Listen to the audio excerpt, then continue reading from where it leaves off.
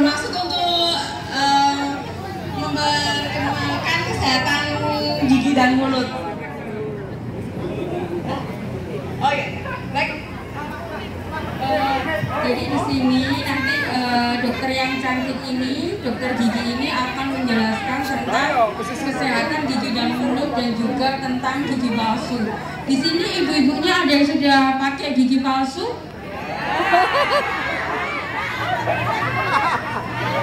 Oh, sudah ada. Ya, nanti ada penjelasannya ya, Bu. Jadi mungkin di sini saya bisa dibantu bagaimana sih cara merawat gigi sehari-hari yang baik itu seperti apa? Bisa saya dibantu jawab? Ya, sikat gigi.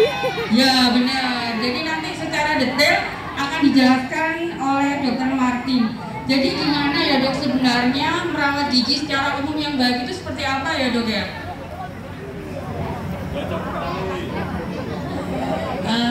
Untuk merawat gigi secara umum itu sangat sederhana. Apalagi kita dengan bertambahnya usia harus sering cek gigi ya.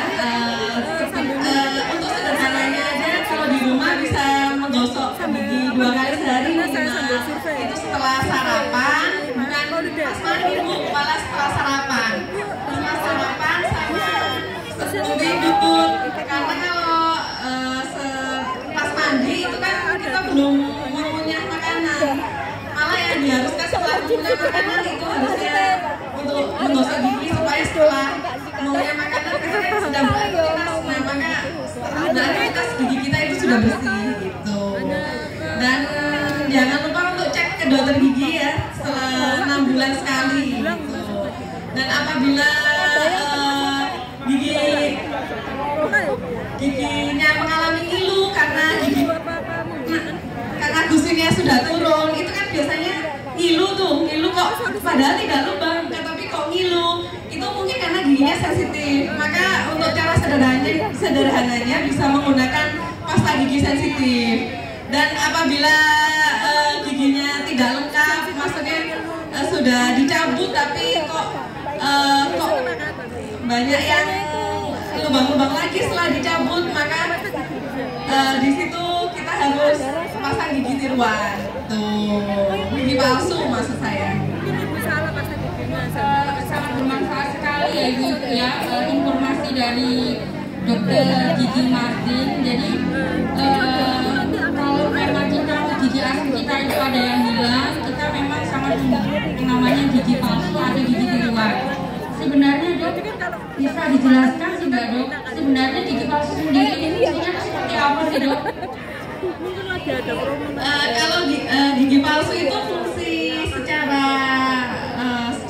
ininya untuk fungsional, untuk membantu pengunyahan, tapi dan secara penting itu untuk membantu si bicara juga. Si bicaranya biar nggak belepotan biasanya, maksudnya kalau menggunakan gigi palsu itu biar bicaranya juga lebih jelas. Terus menggunakan gigi palsu juga bisa mempercantik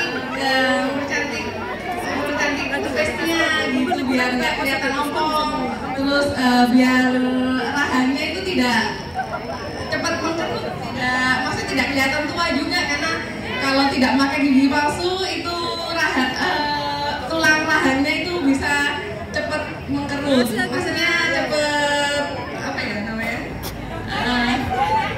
Ya gitu ya.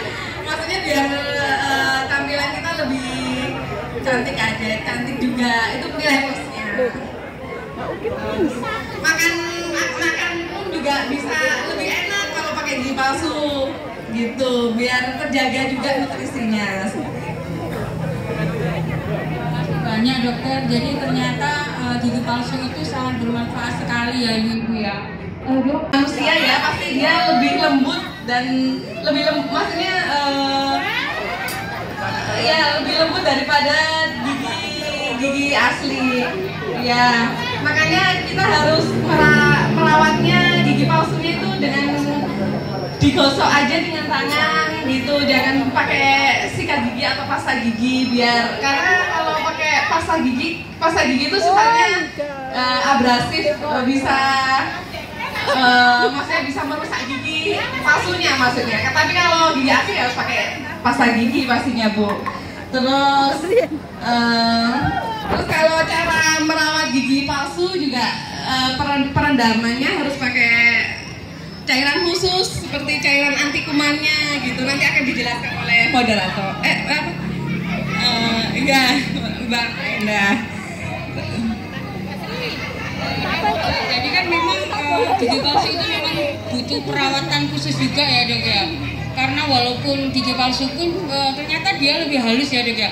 Kalau nggak salah itu 10 kali lebih halus daripada gigi asli ya Dok ya. Oke kayak gitu. Jadi bagi ibu-ibu nih Bu ya yang sudah pakai gigi palsu atau gigi tiruan, perawatannya itu juga sangat penting sekali ya Bu ya. Nanti akan ada penjelasannya di belakang yang ada hubungan dengan produk kami yaitu produk Poliden. Dok, biasanya kan gigi palsu itu kalau sudah dipakai dalam jangka waktu yang lama itu tentunya ada longgarnya juga ya Dok ya biasanya ya Dok ya. Biasanya itu kalau longgar itu gimana Dok cara ininya Dok, penanganannya kalau longgar kayak gitu Dok? Sebelumnya untuk pemakaian gigi palsu yang udah lama itu pasti akan negatifnya mungkin bisa longgar. Longgarnya sendiri kalau ibu-ibu bisa coba mungkin menggunakan perekat khusus atau lem yang bisa dibeli di pasaran. Itu pasti lemnya itu yang aman untuk gigi dan di dalam mulutnya Bu. Terus kalau longgar tidak bisa diatasi dengan lemnya, maka harus tindakannya ke dokter gigi gitu. Gunakan lem khusus aja. Gunakan lem khusus, nanti akan dijelaskan oleh Mbak Endah untuk lemnya, cara kerjanya seperti apa. Ada kok di pasaran lemnya khusus untuk perekat gigi palsu gitu. Banyak ya Dok. Jadi yang pertama tadi kalau sudah pakai gigi palsu perawatannya harus bagus. Kemudian kalau longgar berarti ada produk tersendiri yaitu produk perekat gigi palsu seperti itu.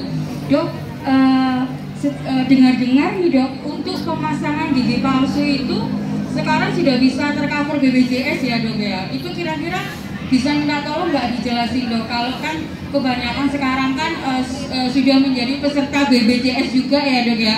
Jadi kalau untuk pemasangan gigi palsu itu kira-kira untuk BPJS itu covernya sampai berapa ya Dok ya? Minta tolong dijelaskan ya Dok. Oh ya, gigi palsu itu adalah perawatan estetik juga sih termasuk. Tapi kalau BPJS itu yang saya ketahui itu tercover oleh BPJS. Di tercovernya itu kalau nggak salah BPJS menanggung klaimnya seharga 1 juta gitu. Tapi kalau lebih ya mungkin nanti bisa dikonsultasikan dengan dokter yang ada di vaskes pertamanya gitu. Kalau sepengetahuan saya sih cuma ya tercovernya 1 juta gitu kalau BPJS. Untuk lebih lanjutnya biasanya ditanyakan ke masing-masing vaskesnya gitu. Itu mempengaruhi saraf mata dan lain-lain. Itu yang pertama. Kemudian yang kedua, saya ini mau pasang gigi palsu. Sebenarnya untuk pemasangan gigi palsu itu enak yang mana gitu loh Dok? Enak yang langsung dipasangin gitu atau yang ditanam? Kalau ditanam, bayangan saya ya Dok ya, kita itu kesenggol duri dikit gitu, sakitnya bukan main. Kalau dibelah terus dipasang giginya itu kayak gimana gitu loh Dok. Seperti itu ya Bu ya. Terima kasih waktunya. Terima kasih banyak. Terima kasih banyak atas pertanyaannya Bu. Pertanyaan yang sangat bagus sekali. Untuk pertanyaan seperti yang akar yang bagus seperti itu. Dan ada juga gigi palsu lepasan yang dilepas pasang oleh yang mudah sekali dilepas pasang oleh pasien, seperti yang digunakan oleh ibu-ibu atau bapak-bapak yang sudah sepuh. Itu biasanya kan pakai gigi palsu lepasan. Itu juga lebih ekonomis juga Bu, dan sekarang juga ada metode yang nggak usah pakai kawat juga. Dia namanya bisa menggunakan Valplus atau Thermosense. Dia lebih enak daripada yang pakai kawat. Lebih enak daripada yang pakai kawat. Yang lebih ekonomis lagi, dia ada gigi palsu ya jenis lepasan juga tapi pakai kawat, tapi dia lebih ekonomis. Yang tercover BPJS itu yang ada yang lepasan Bu, biasanya yang saya tahu. Yang tercover BPJS itu gigi palsu lepasan. Terima kasih, mungkin sudah terjawab ya Bu, sudah jelas. Oke, sama-sama. Mungkin ada satu pertanyaan lagi. Mungkin ada yang mau bertanya. Satu pertanyaan lagi.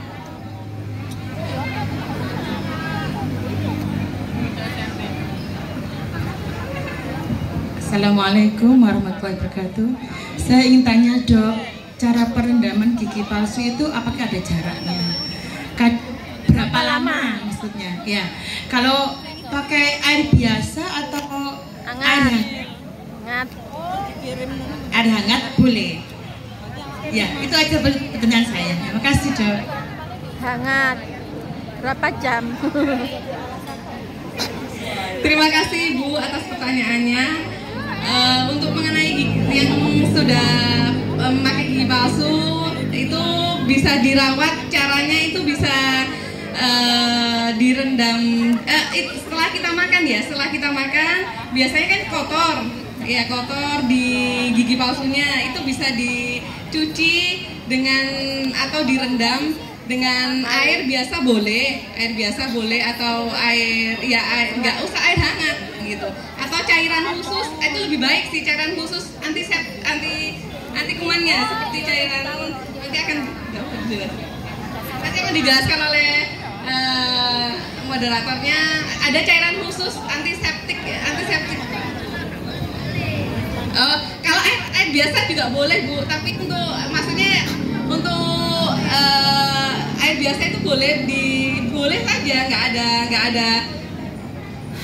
Kalau air hangat jangan Bu, mungkin air biasa aja ya. Kalau air hangat itu bisa menyebabkan gigi palsunya rusak juga. Yang ada gusi-gusinya itu loh Bu, yang merah-merah. Nah itu kan bisa menyebabkan mengerut atau apa. Dia pasti ada zat kimia yang bisa nyebabin yang merah-merah gusi-gusinya itu mengerut. Tapi nanti misal dibantu dengan cairan khusus itu lebih baik, cairan antiseptiknya. Ada nanti cairannya nanti dijelaskan oleh Mbaknya. Itu lebih baik karena bisa membantu membunuh kuman atau jamurnya gitu. Itu bisa direndam selama 3 menit aja. Kemudian diangkat Bu, setelah itu diangkat kemudian dikeringkan. Udah, terus kemudian disimpan di tempat kering ya. Ada atau di kotak khusus gitu. Jadi nggak boleh direndam terus selama berhari-hari atau selama 12 jam, nggak boleh malah. Harus cuma dialirkan atau direndam pakai cairan khusus, kemudian dikeringkan, terus disimpan di tempat khusus gitu.